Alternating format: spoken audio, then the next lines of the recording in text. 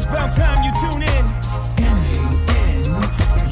We speak life for reality. Our thoughts are not fiction. No one gets an opinion on the topics that we mention with the Holy Ghost boldness. God's in control of this. Real talk with real men for purpose and focus. Growth to get better. See, man up, we better. To change for the better. The future getting better. True men of God. Leading, going hard. It's time to level up with the Man Up Squad. Now, man up. You got this. M-A-N-U-P. Man up.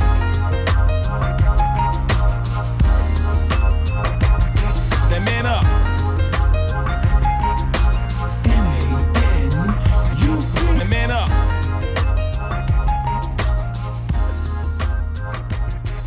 Hey, we're live on Man Up. Want everyone to join us and share this. Come on, let's not be here alone. Hi, guys. How y'all doing? Doing great. Doing great. You know, this is live at Victorious Ministries Amphitheater, and we had an awesome time this morning in the presence of the Lord. I got a topic I want to talk to you about. The title of our show is Man Up. I prayed the other day about men taking their name back. How do y'all feel about that? And is this a prophetic word? I want to know how you really feel about what God was saying in that prayer, if you listen to it, about taking your name back, your position, being the man of God, being the husband, being the father, being well-rounded. Most of us, or some of us, are good in only one area. You know, I'm a great father, but I'm a terrible husband. Wow. I'm an excellent husband, lover, but I'm a terrible provider. Wow. And I'm talking about balance with men in this new season. Taking your name back, because that's where the legacy is in your name. Mm-hmm. How do y'all feel about that? Anyone can start. Well, I think I got recently married last year to Tim, so I'm trying to balance out marriage and how to grow together, because we never lived together in the same household.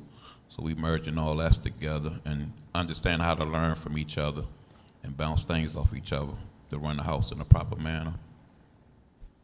I've been married for 23 years, and I think that the balance is good, especially when you have children, because like I have a son, and then I have 2 girls, you know, and actually 2 girls, and the thing is, when you have a son, your son looking at you, you know, especially when they living in the household, and if you don't take, you know, the leadership role of not just, like you said, being the great provider. You got more than 2 girls though, right? I'm talking about through my marriage. No, I'm talking about through your sperm. Yes. Okay, let's go on. Let's go. Through. So when I look at You stuttered there. No. When I look at my children, I think it's important that when my son look at me as a dad, because they're going to take those characteristics and they're going to become that what they was in the house, you know, what they saw in the household, especially the girls, you know. So they should see daddy playing the role of not just being quiet in the house, not reading the Bible, not showing them, you know, some of the spiritual stuff, but not always. And then they should see us not giving up. Giving up, to certain things like that. So I think that's important of us taking our name and our legacy back, because it goes far. I think that, and that's all good. And I want to have an open conversation, but not be ashamed. I think we need to focus on what we need to work on to get our name back, and not point out all that I got a good list, but where's my failures? Where is not just our failures, but man's failure in? I can talk about that. I would, when you asked the question, I was sitting there thinking that I would tell you that I'm probably really diving into focusing on being a good husband. I've been probably the last 2 years focused on the father part. I would tell you that it's like what happens. You're right, because we kind of attach to one thing. We'll get like a mission. And we get on one mission, and we'll get tunnel vision, and everything else can just be falling and and I know for me, for probably 20 years, I didn't focus on nothing else because I thought that if I could get this one thing right, it would take care of everything else. But it doesn't. But only unless the one thing is God. Because if my one thing I thought was money and business, but if it's not God, it's stuff. Other stuff is gonna fall. I will say this, and y'all can disagree with me. I think if you focus on money and business only, you're turning to greed. I think if you don't match the balance with the family, with life itself, and you focus on only getting the money and building a business, you'll become greed, and greed can turn you into corruption. That's that. You got to have a balance. You got to have an inhale and an exhale. You got to have something that balances that. You got to come home to somebody that says, leave that outside and let's go play some checkers and let's have movie night. That's why I emphasize on married folks sharing bank accounts, and one of the reasons is that one don't become greed over what it has. It's mine. You know, I emphasize on married folks partnershiping.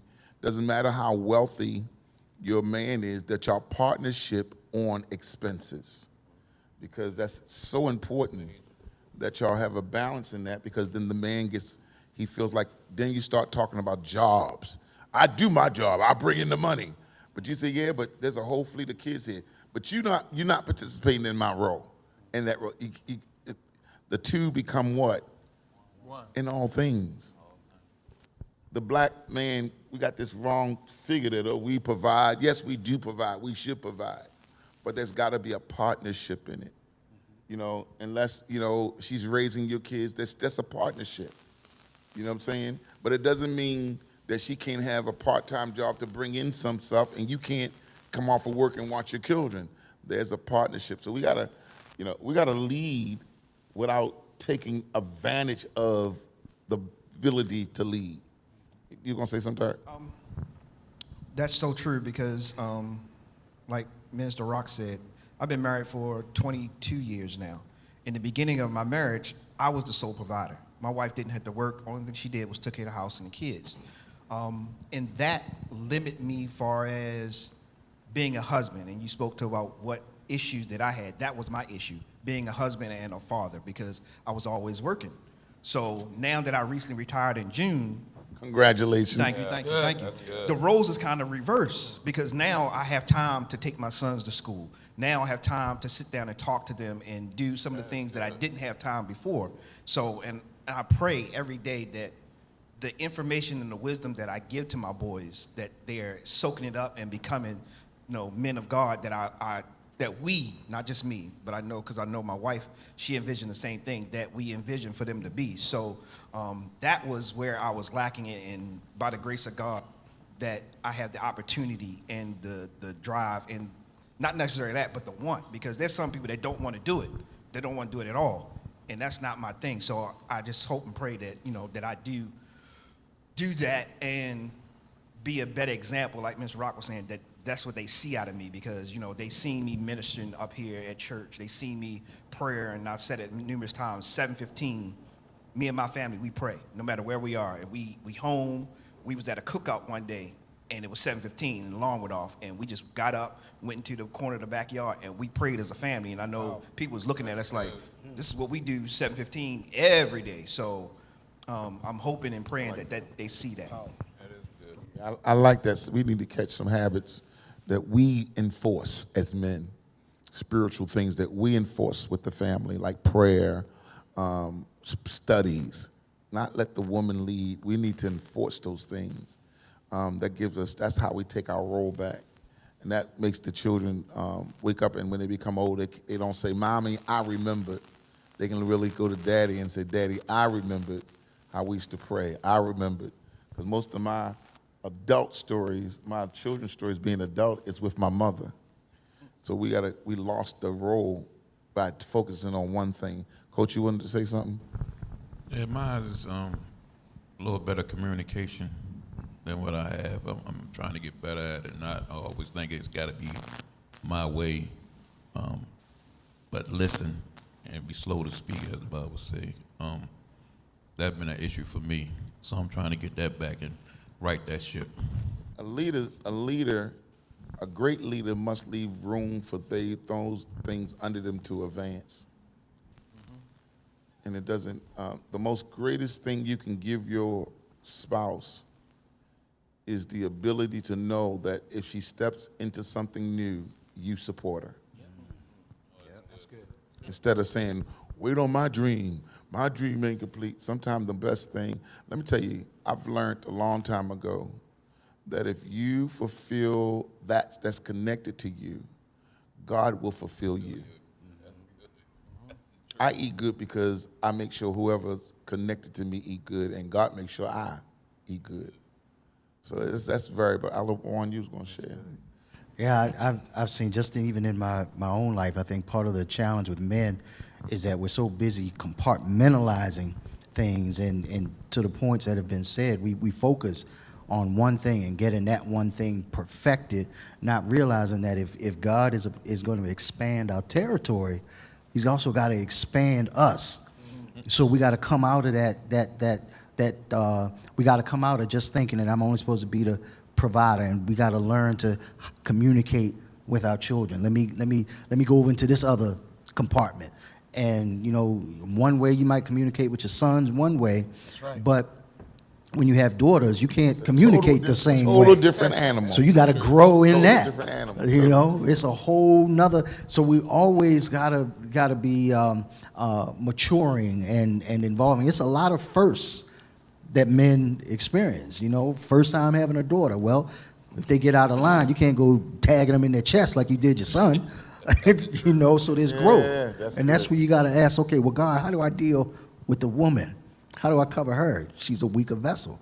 You know, so it's all a part of growth and being multidimensional. Do you know that it's your responsibility to teach a woman how to be a wife? It's your responsibility to show her she's the wife to you. So you need to show her what makes you happy, what you need as a man from a wife, so you won't have to consider another woman. And you fail in that, every man must be a teacher. If you fail in that, then you fail God. Because she's the what? Weaker vessel. She's the weaker vessel. So you need to be patient, and you need to cultivate her to teach her what you need as a man. And I'm not talking about, let's get mature.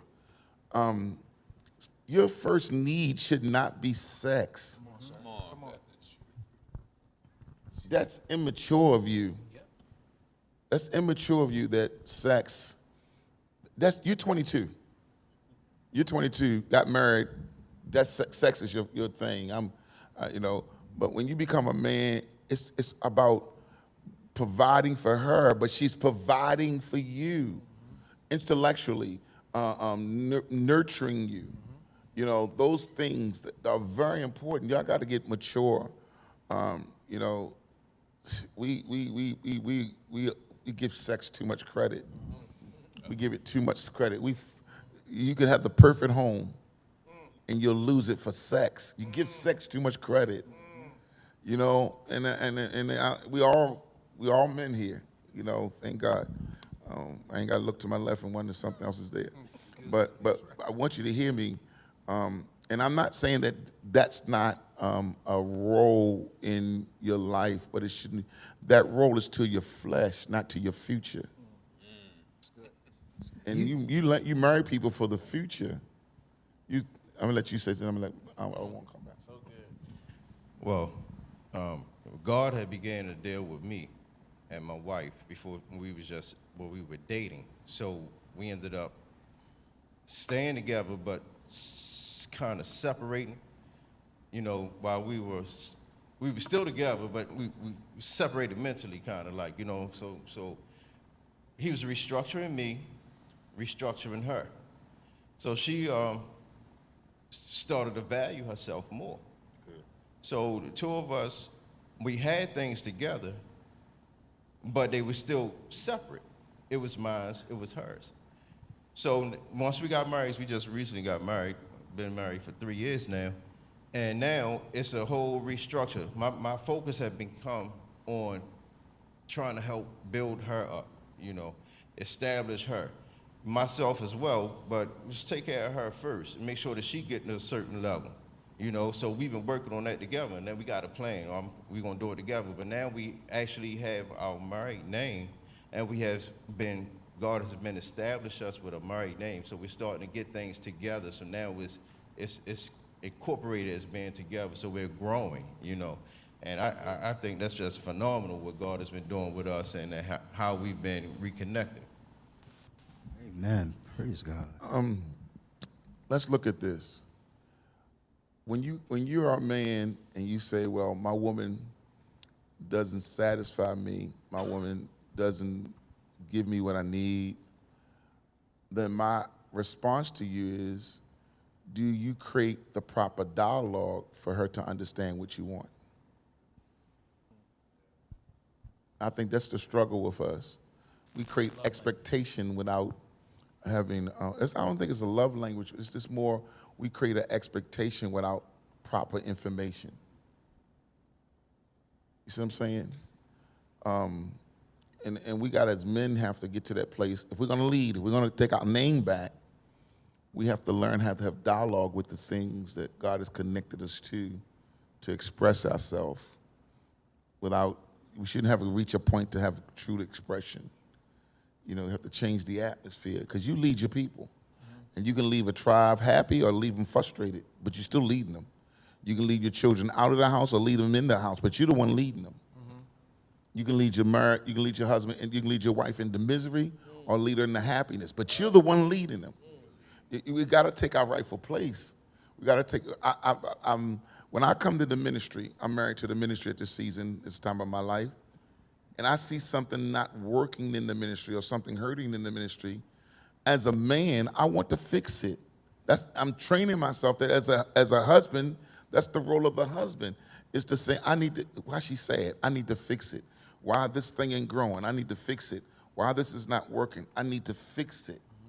I need to find the strategy to bring unity between things that are broken, and not always break it and forget it. Forget it. You know, you can sleep with forget it. You know that. You can cut people off and stay right in the bed with them. You can sleep with forget it. But we have to become men of responsibility. We're made in the image of Christ. He's called us to lead. We have to lead, not control, but lead. And the best way to be a great leader is to lead just means fulfill needs. How am I fulfilling my family need? Anybody want to say something? We got to learn as men not to be selfish. I'm built like my father raised me that I'm gonna take care of my family first before I take care of me. As far as how I look, you know, I'd rather for them to come out the house with looking nice because they represent me. But some men be selfish, say, well, I'm gonna buy me and don't take care of the house first. That's a man that does not know how to be a husband or a father. He's just becoming a body in the house. Because a great man the Bible says that the woman is your beauty. So she needs to look better than you, or you look equal to her. Wow. Nothing else. She either look better than you or you look equal to her. You know, and then you ought to just, this is gonna be crazy, she should be dressing to please you. But you should be dressing to please her. So you're gonna have to learn how to wear them straight leg pants if she likes it. You're gonna have to learn, you can keep your style, but you can enhance your style by her, because she likes to feel good about you. She likes to call you king. She likes to call you all these sexual and intimate things about you, but you don't fit the image that she wants. And then you get mad because she can turn the TV on and say, oh, Moss Chestnut is so fine. Negro, you could be Moss Chestnut, but you want to be Forrest Gump. So that's on you. You want to dress like Forrest Gump. I'm not going to, you got to understand that. So I think if you're going to become a good leader and take charge, the first thing you got to do as a leader is find out the need of the people you're leading.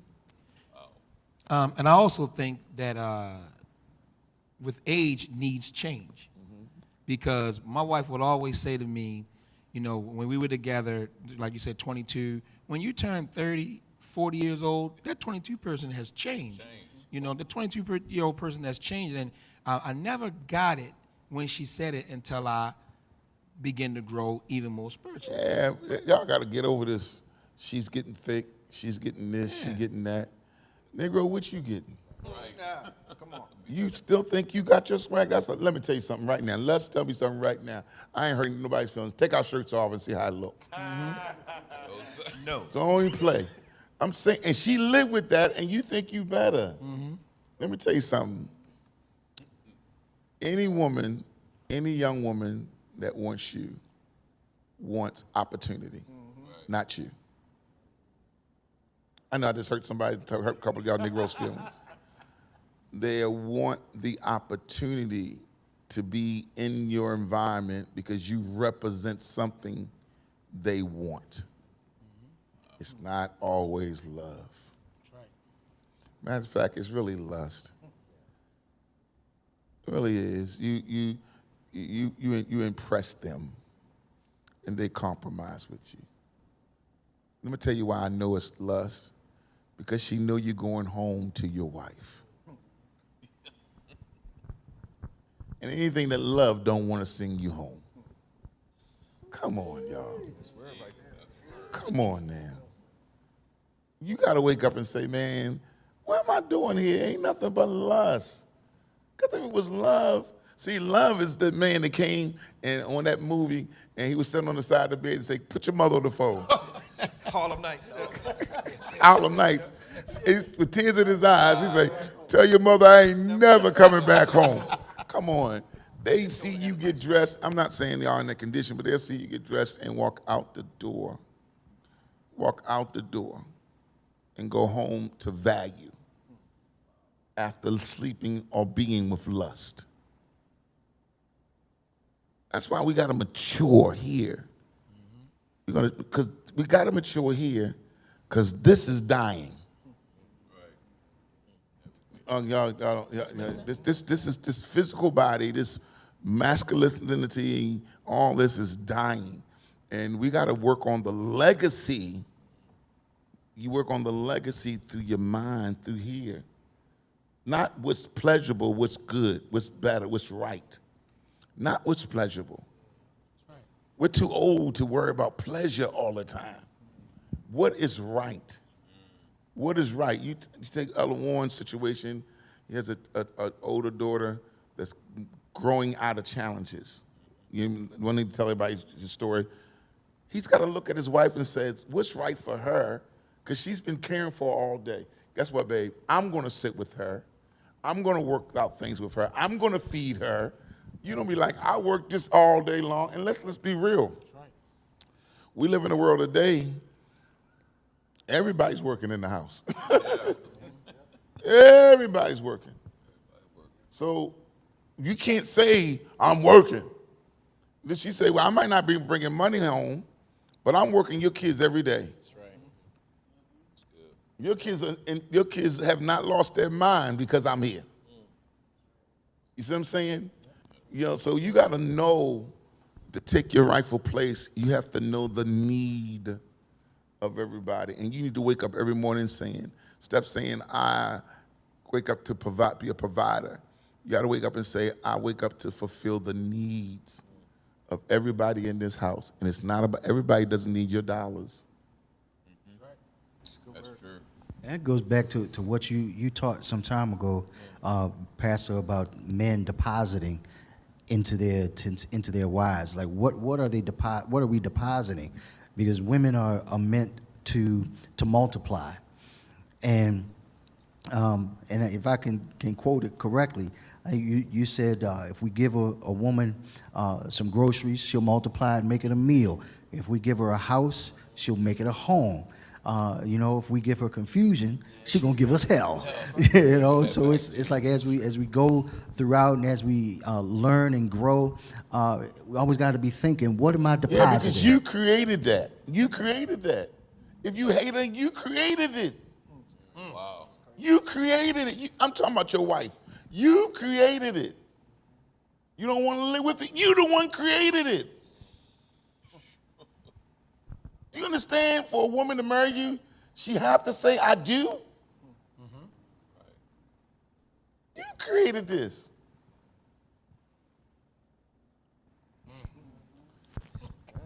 So you getting what you gave her. If you got a spoiled, rotten wife, you didn't create the discipline for her to participate. Now you got to go back and work it to fix it. You baby her so much, she don't know how to pay the bills. You baby her so much, she don't know how to provide. She don't know how to participate. Now you need her, and she looking at you like you making her a hero every time you ask her for $1. You making her a hero every time you ask her. She's supposed to be a participator, and she like a hero. Take your rightful place. Bring everybody in. Teach your son how to know the value of money. Teach your son how to know the value of responsibility. Yes, he cleans the room up. Yes, he washed the car. Yes, he's do the dishes. Why? Because I don't want you to stay here. That's good. No, mommy's not cooking meals for you every day and you look grown with mustache. You got a mustache. No, you're not eating everything in the house because guess what? If you live by yourself, you'll be starving by Tuesday. Right, come on, sir. Take your rightful place. Stop letting the woman be the man and you be just the provider. No, be both. I ain't fussing. I just didn't preach today. Sir? Go ahead, say something. Say something. Jesus. You got 40 seconds. 40 seconds. That is true. I did in the beginning. I sort of trained my wife, not to train her to. How can I put it? In my position when I was working I was always in charge. I was always giving orders. I was always leading people. So I had to train my wife to take over some of that leadership when I was home because I was tired of it. You talking about 24/7, 7 days a week, weekends. I was giving people orders. I got tired of having to make the decision. So no, I don't know what we're going to eat tonight. You make something. So you tell me what we're going to eat. I don't, certain stuff like that. I just had to give up because I knew, and that was a part of me that gave me relief. So like you were saying, I trained her how to be a better wife to me by taking over some of those decisions and some of those burdens to lessen the draw on me. Yeah, so, and you're right, you do have to train your wife when you get started because like I said, when y'all say I do, y'all become different people. So the person that walked down the aisle is different from the person that walked back up the aisle. That's right. Yeah, we really ran out of time. We're going to do a part 1 live. We're going to do this because this is good. This is good. And it's important that we be naked but not ashamed. We got to go. We hope you enjoyed this. I know we did today. It makes us reevaluate manhood, which is so important for us in the new season. Our time is way out. Thank you for hanging in about 2 minutes, a little longer than we did. Wish it was an hour show. We will keep going. But God bless you and have a wonderful day. Bye-bye.